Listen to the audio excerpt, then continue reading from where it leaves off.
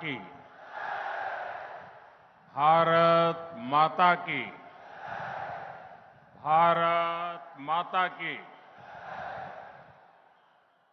चराचरात वास करणारी गुरुदेव शक्ती या सभेला उपस्थित सर्व बंधू भगिनींना माझा जय गुरु। ये धरती अध्यात्म और राष्ट्रभक्ति के महासंगम की धरती है। यहां अप्रतिम बलिदानों पर बसे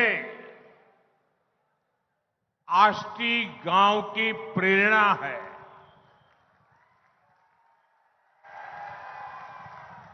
राष्ट्र संत तुकडोजी महाराज, गाडगे महाराज, लालूजी महाराज, तेलंगराय महाराज, संत मायबाई, आड़कूजी महाराज, ऐसे कितने ही अनगिनत महान संतों के आशीर्वाद यहां मिलते हैं। मैं आज सौभाग्यशाली हूं कि इस धरती पर उन सभी पुण्य आत्माओं को प्रणाम करने का अवसर मिला है। आज चैत्र एकादशी भी है। पंढरपुर की आषाढ़ी, कार्तिकी, चैत्र और माघी ऐसी 4 यात्राएं मुख्य होती है। उनमें से आज चैत्र एकादशी की यात्रा है। आज हर तरफ गूंज रहा है, रूप पाहता लोचनी, सुख जाले वो साजड़ी, तोहा विठ्ठल बरवा, तोहा माधव बरवा।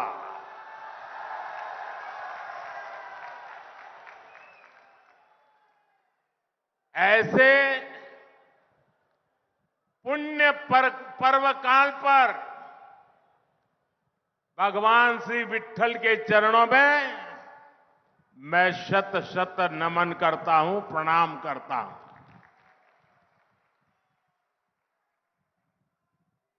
मैं गुजरात में पैदा हुआ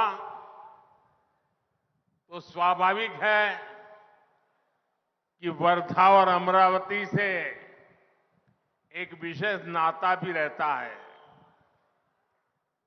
पूज्य बापू गुजरात की धरती में पैदा हुए और वर्धा उनकी कर्मभूमि रही है। विनोबा जी भी लंबा समय जीवन का बड़ौदा में बिता करके फिर यहां आए। साथियों, 2024 का ये चुनाव विकसित भारत, आत्मनिर्भर भारत के सपने को पूरा करने का चुनाव है। ये सपना आजादी से भी पहले बापू ने देखा था। इसलिए आज जब देश इस दिशा में निर्णायक कदम उठाने जा रहा है तो इसमें वर्धा का विशेष आशीर्वाद चाहिए।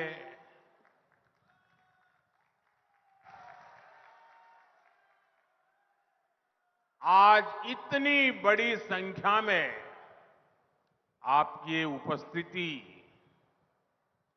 वर्धा और अमरावती का ये प्रचंड समर्थन ये बता रहा है कि विकसित महाराष्ट्र और विकसित भारत का लक्ष्य दूर नहीं है। और मैं देख रहा हूं जितने लोग अंदर है उससे ज्यादा लोग वहां बाहर खड़े हैं। और मैं वर्धा चुनाव सभा में पहले भी आया हूं, लेकिन इतना बड़ा जनसागर पहले एक बार भी नहीं था।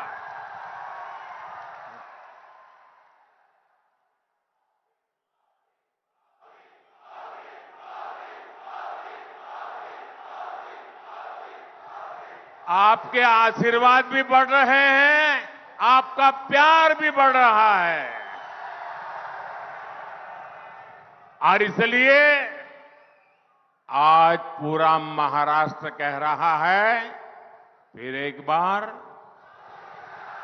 फिर एक बार, फिर एक बार। साथियों, 2014 से पहले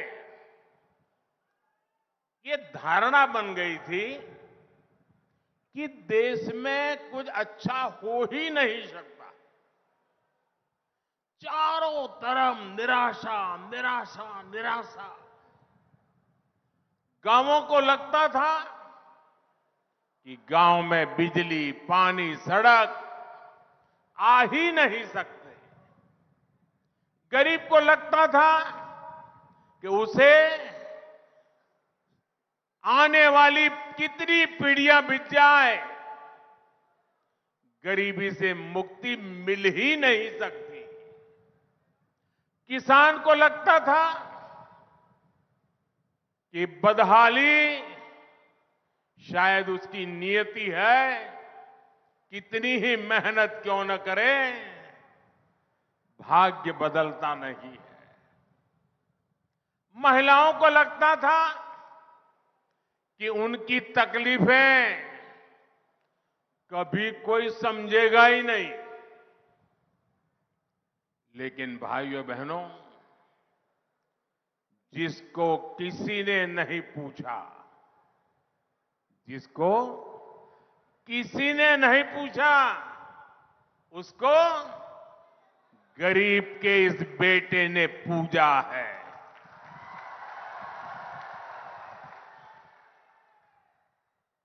दस वर्षों में हमने 25 करोड़ लोगों को गरीबी से बाहर निकाला है। हमने हर गांव तक बिजली की रोशनी पहुंचाई है। हमने देश के 11 करोड़ लोगों को पानी का कनेक्शन दिया है। 10 वर्षों में 4 करोड़ गरीब परिवारों को पीएम आवास मिला है। 10 वर्षों में 50 करोड़ से ज्यादा लोग बैंकों से जुड़कर अर्थव्यवस्था का हिस्सा बने हैं। और आज जब वर्धा आया हूं तो आप सबसे मैं एक प्रार्थना करना चाहता हूं। करूं? ऐसे नहीं, आवाज में कुछ दम होनी चाहिए। जरा हाथ ऊपर कर बताइए, मैं प्रार्थना करूं।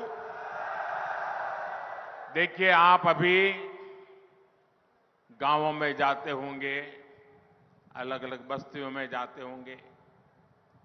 ये सारे काम जो मैं गिना रहा हूं ना,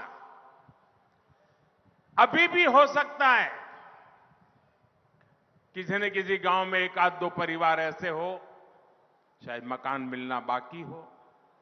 2-4 परिवार ऐसे हो जहां गैस का कनेक्शन न पहुंचा हो। 5-15 परिवार ऐसे हो शायद टॉयलेट न बना हो, नल से जल न पहुंचा हो। मेरी आपसे एक प्रार्थना है, आप मेरे प्रतिनिधि हैं, मेरे लिए आप ही मोदी हैं।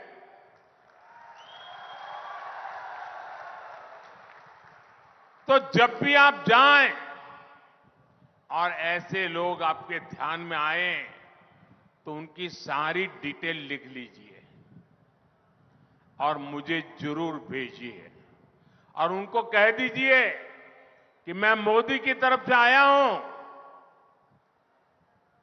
मोदी की गारंटी लेके आया हूं कि जब मोदी तीसरी बार आएंगे तो तुम्हारा जो मकान बनना बाकी है वो पूरा हो जाएगा,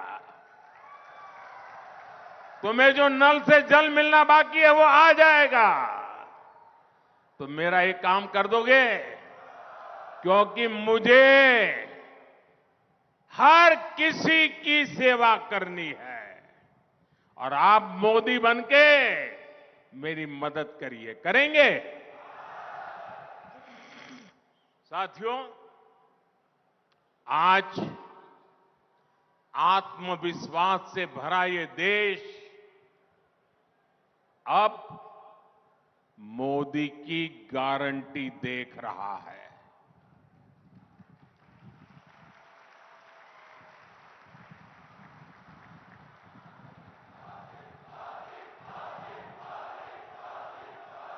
साथियों, गारंटी देने के लिए बहुत हिम्मत लगती है। गारंटी ऐसे नहीं दी जाती है। जब पूरी तरह कमिटमेंट होता है, पूरी तरह रोड मैप होता है और मन में एक संकल्प होता है कि मैं इस काम को करके रहूंगा, कितनी ही बाधाएं क्यों ना आए, मैं बहानेबाजी नहीं करूंगा, करके रहूंगा, तब जाकर के गारंटी निकलती है।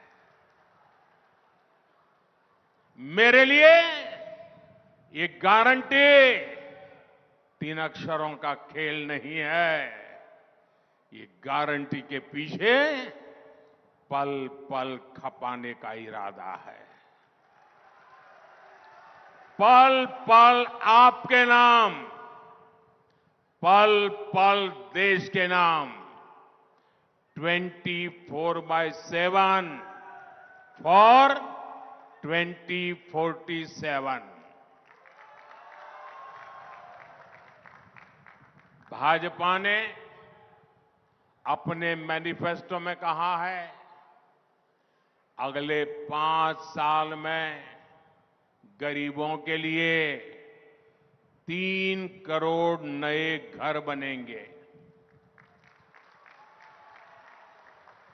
देश के हर घर तक पाइप से पानी पहुंचेगा और सबसे बड़ी बात मैं यहां सब मौजूद लोगों को कहना चाहता हूं, आजकल हर परिवार में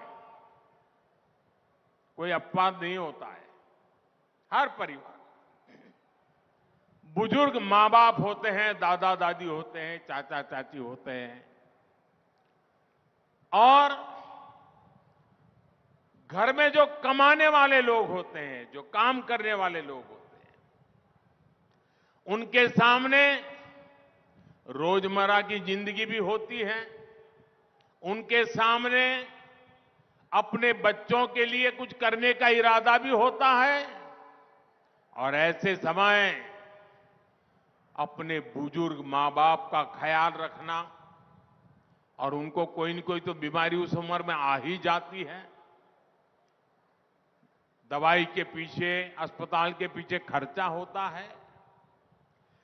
तो ऐसे हर परिवार को इस बोझ से मुक्ति देने के लिए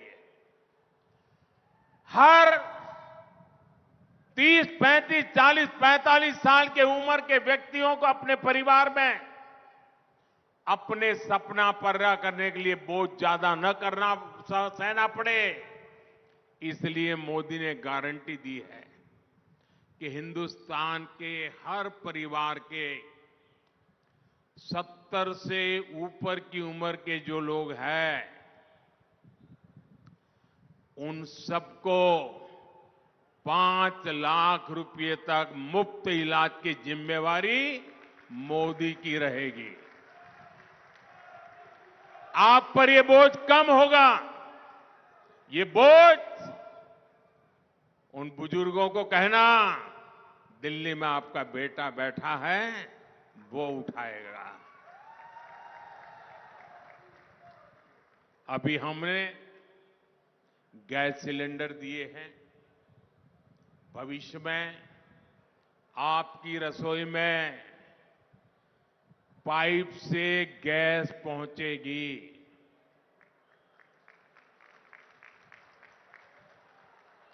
जैसे पाइप से पानी आता है वैसे पाइप से। भाई गदाधारी, ओ गदाधारी, आपको देख लिया और फोटो भी निकल गई। आप नीचे रखो गदा, पीछे वालों को दिखता नहीं है।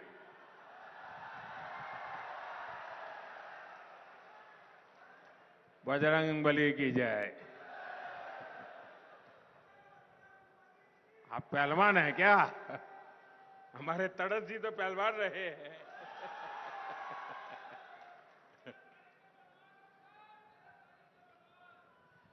देश के कोने कोने में वंदे भारत जैसी आधुनिक ट्रेनें चलेगी और देश बुलेट ट्रेन का सपना भी पूरा होते हुए देखेगा।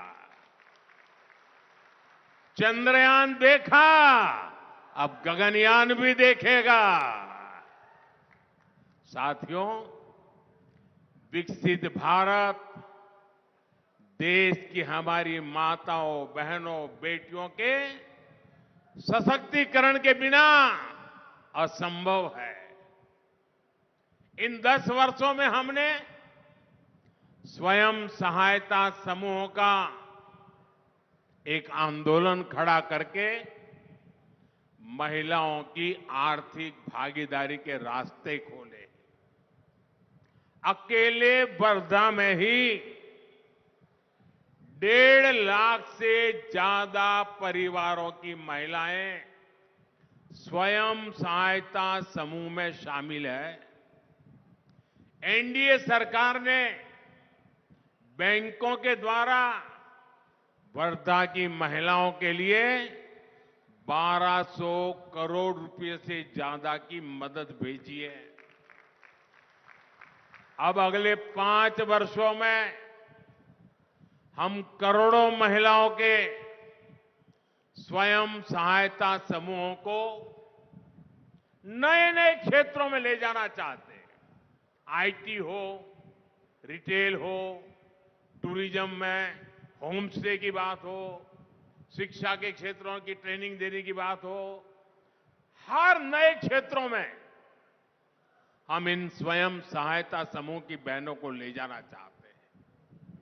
हम 3 करोड़ बहनों को लखपति दीदी बनाएंगे। हम गांव-गांव में अपनी बेटियों को ड्रोन पायलट बनाएंगे और ये मोदी की गारंटी है।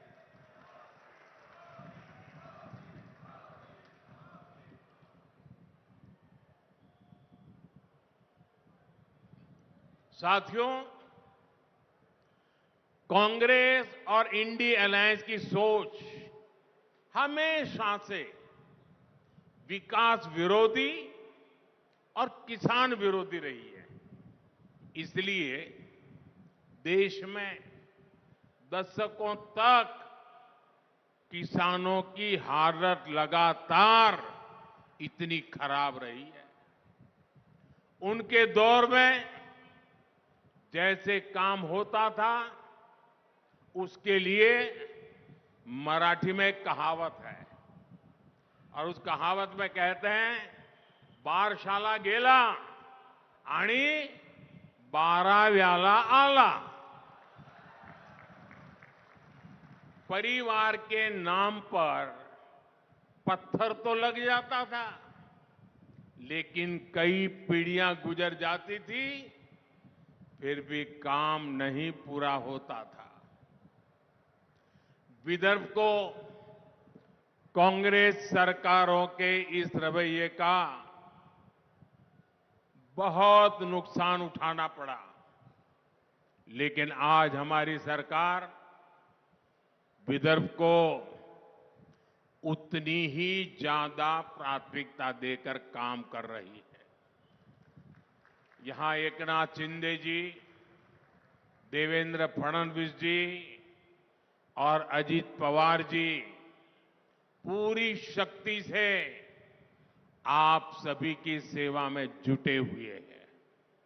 आप देखिए, एनडीए सरकार बाला साहब ठाकरे समृद्धि महामार्ग का निर्माण करवा रही है। आज नागपुर से गोवा के बीच 1,00,000 करोड़ रुपए की लागत का ग्रीन हाईवे बन रहा है।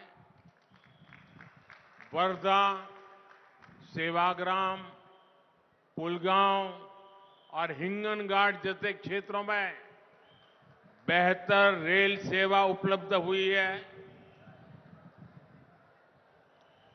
वर्धा, यवतमाल, नांदेड़ के बीच रेलवे लाइन और वर्धा से बल्लार शाह के बीच रेल ट्रैक जैसे प्रोजेक्ट इस क्षेत्र की कनेक्टिविटी बढ़ा रहे हैं।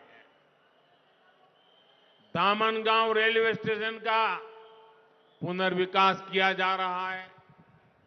हमारी सरकार ने आरवी विधानसभा क्षेत्र में सिंगल लाइन को ब्रॉडगेज रेलवे लाइन में बदलने के लिए अलग से फंड दिया है।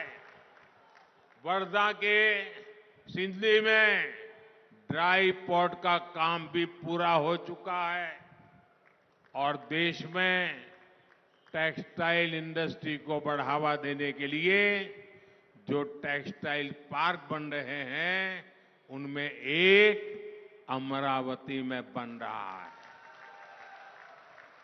यानी विदर्भ अब पिछड़ेपन के उस दुष्चक्र से बाहर निकलेगा जिसमें कांग्रेस पार्टी ने विदर्भ को फंसा कर रखा था।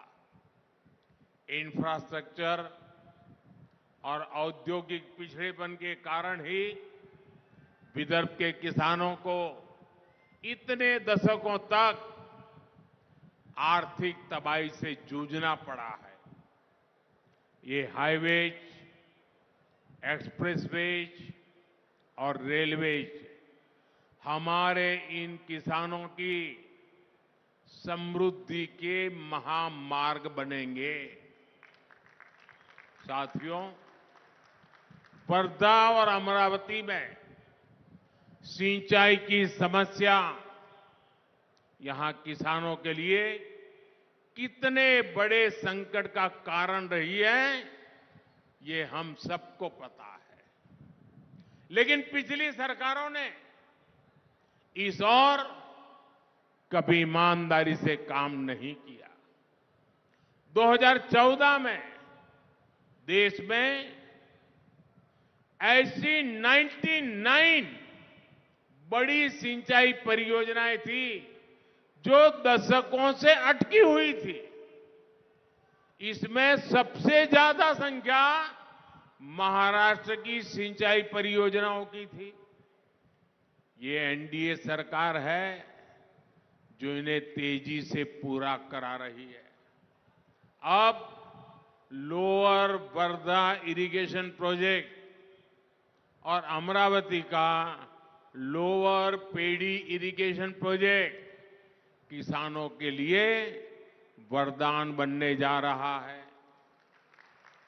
इसके अलावा भी इस पूरे क्षेत्र में सिंचाई के लिए कई छोटे प्रोजेक्ट भी लाए जा रहे हैं। साथियों, हम समस्याओं के समाधान के साथ ही संभावनाओं के सृजन के लिए भी काम कर रहे हैं। हमने अमरावती के संतरे और वर्धा की हल्दी को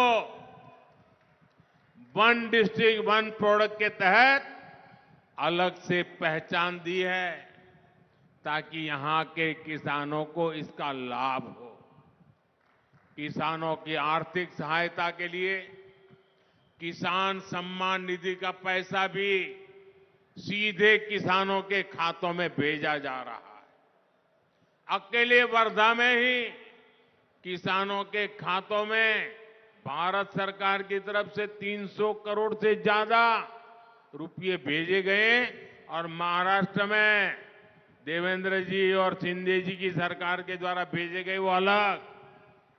साथियों, आज बीजेपी के विकास के सामने इंडी अलायंस मुद्दों की कंगाली से जूझ रहा है और इसलिए ये लोग अब केवल गाली गलौज और अपमान की राजनीति पर उतर आए हैं।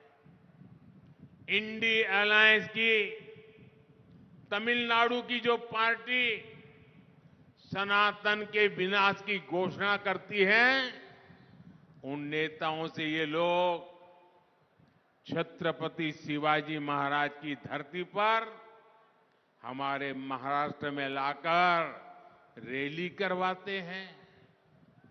अयोध्या में राम मंदिर का 500 साल पुराना सपना पूरा होता है तो कांग्रेस पार्टी और उसके दोस्त उसका भी बहिष्कार करते हैं। अयोध्या में भव्य राम मंदिर में पहली रामनवमी का आयोजन हुआ। सूर्य की किरणों से भगवान राम के अभिषेक ने हर देशवासी को भक्ति से सराबोर कर दिया।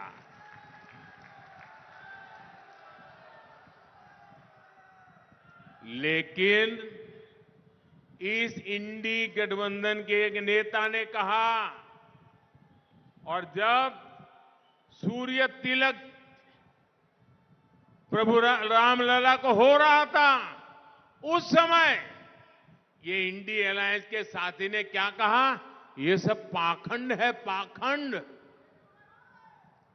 ये कांग्रेस पार्टी और उसके साथियों का असली चेहरा है, असली चेहरा। साथियों, एकनाथ शिंदे जी की सरकार ने यहां लालूजी महाराज देवस्थान का पुनर्विकास का संकल्प किया है। ये लोग अगर मजबूत हुए तो उसका भी विरोध करेंगे। इसलिए छत्रपति शिवाजी महाराज की ये धरती पर कांग्रेस के इन पापों का हिसाब आपको करना है। साथियों, कांग्रेस पार्टी भी ये बात जानती है कि वो चुनाव नहीं जीत सकती है। इसलिए कांग्रेस के युवराज नतीजों के बाद देश में आग लगाने की धमकी दे रहे हैं।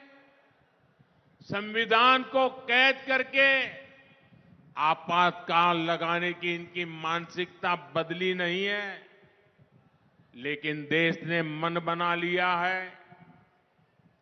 और आज पहले दौर का जो मतदान हुआ है ना, सब दूर एक ही बात नजर आ रही थी, फिर एक बार। साथियों, देश एक मजबूत, निर्णायक और स्थायी सरकार ही चाहती है।